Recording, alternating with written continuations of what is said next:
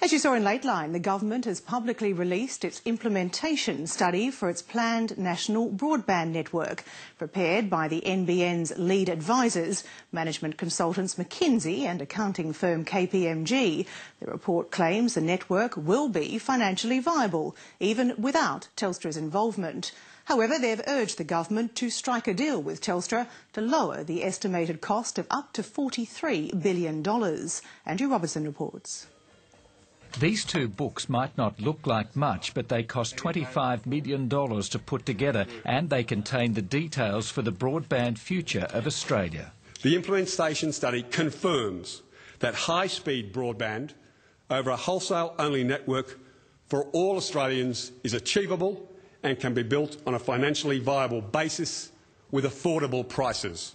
But according to leading telecommunications analyst Mark McDonald, the assumptions behind the McKinsey KPMG report are flawed. All of this hinges on an idea that in the base case, 80% of the fixed connections in Australia will utilise this network. Which Mark McDonald says makes the claim the national broadband network can be built and operated without Telstra's involvement either heroic or foolhardy. The only way you could get to 80% without Telstra's customers being on board this NBN would be if Telstra lost market share dramatically down to something like 20% or less, and that 100% of homes had some form of connection. The McKinsey KPMG report has backed the government's view that the national broadband network will cost up to $43 billion to build. 93% of the population will be covered by fibre to the home, and it will be a wholesale-only network, charging telecommunications companies about $35 a month for 20 megabytes a second. It's estimated the network will be profitable by year 7 of operation.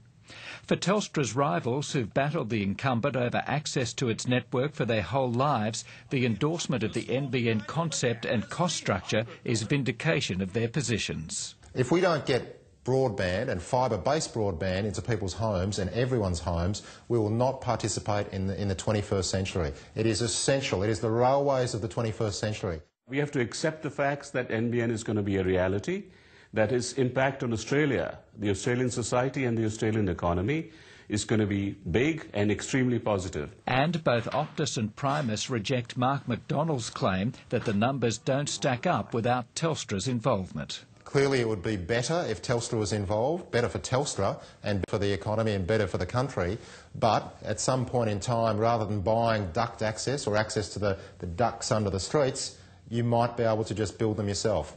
However, Ravi Bhatia believes regardless of what role Telstra plays in construction of the NBN, when the network is up and running, Telstra will be forced to take part. You cannot compete with 100 megabits per second integrated services using existing old-style copper services. Telecommunications consultant Paul Budder shares that view, saying self-preservation will bring Telstra around. The prices that the NBN is going to charge are so competitive that it will be extremely difficult for Telstra to compete with them.